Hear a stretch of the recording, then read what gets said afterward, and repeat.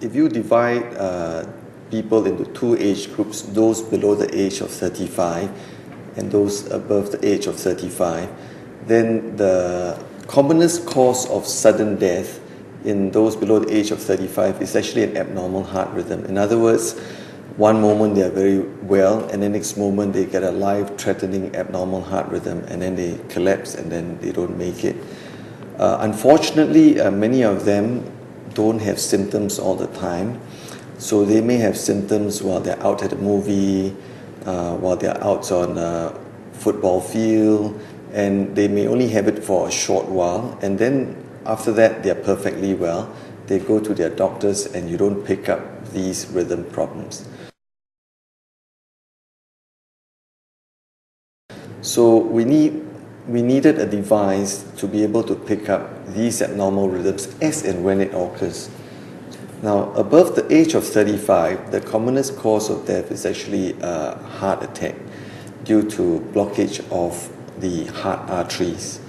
And in that situation, it is also common to have patients having symptoms before that. In other words, before they actually have this heart attack, they would have like chest pain or shortness of breath, and there will be changes on the ECG. ECG is an electrical recording of the heart pattern, and those changes will help the doctors diagnose whether this person has this heart blockage of the heart arteries. So by and large, we find that there is a need for a device that is able to detect and verify the importance of those symptoms as and when it occurs, whether below the age of 35 or above the age of 35. And this is very important in the prevention of sudden death.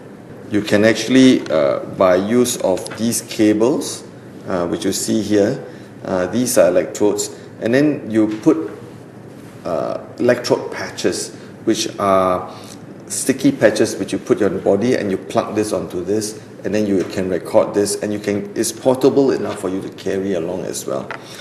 Some of these devices, we call it Holter devices, HOLTR, named after the person who first came up with this device. The difficulty again with that device is that nobody likes to wear this for a long time. Maybe if you wear it for a day, that's fine. But if you try to wear it for, let's say, a couple of days for a few months, then it gets quite uncomfortable because you cannot take a shower, you cannot bathe, and it's not convenient. So since then, we've been looking at, okay, what can we do to help prevent sudden death? What kind of device would be something that a person would be able to use on a daily basis without inconveniencing him, and make it so simple that it can record his ECG pattern when he has symptoms, and then send it off directly to a station. So over the last 10 years, we've been looking at these options, and we've been studying phone devices. We've been looking at devices such as these, and seeing how we could miniaturize that ECG capability into a phone, which is what we've done actually. Now, most people who have gone to a doctor will realize that the ECG machine is actually quite a large machine, and you need to be strapped up on your hands, and you have electrodes put all over your chest. So it is almost like how can you make such a big device? How do you make that into a small device and then put it in a phone?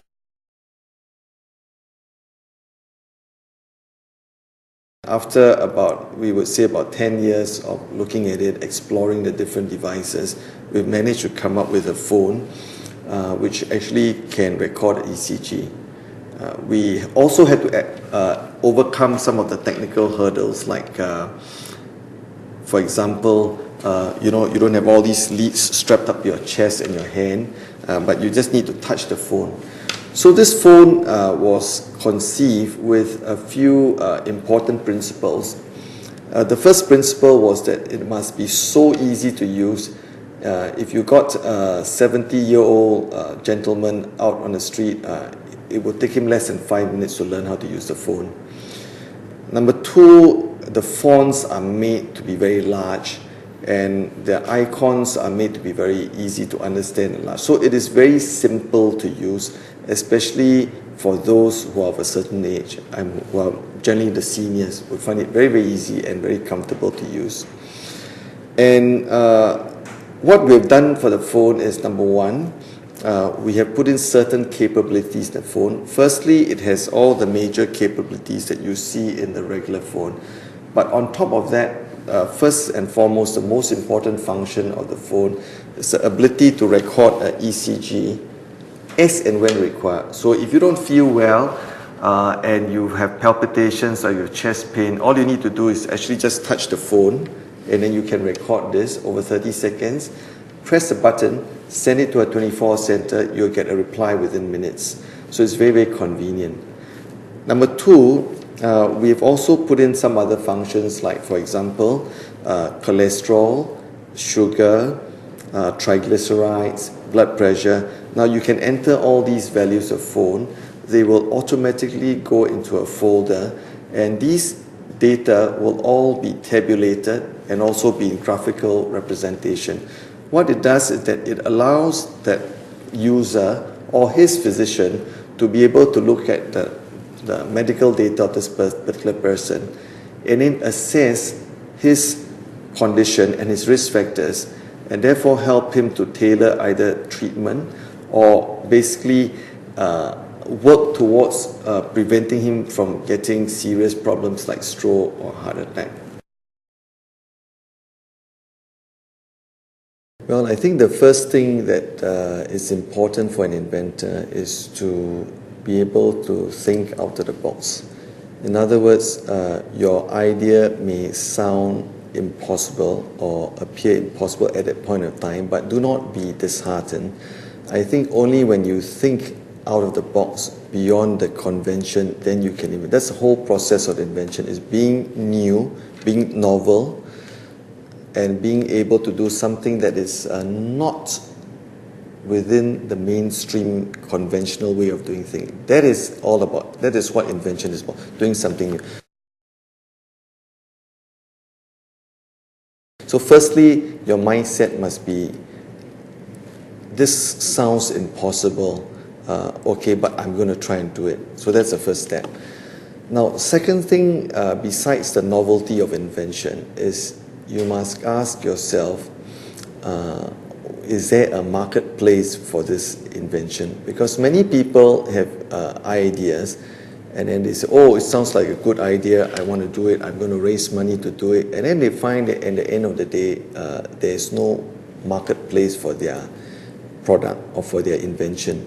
So the second point, which is very important, is that before you embark on raising a lot of money and embark on putting your own money into a project, you have to understand what the market needs and what the market wants. In a nutshell, please go ahead and be bold enough to think out of the box. Please go ahead and spend time and energy to develop your inventions, but to avoid disappointment, please ensure that whatever you develop, check with industry experts to make sure it's going to work, it's going to be accepted by the marketplace, make sure your intellectual right is protected, and make sure that your product is going to go global and not just a local product. So I wish all of you, all inventors out there, the very best in all their endeavors.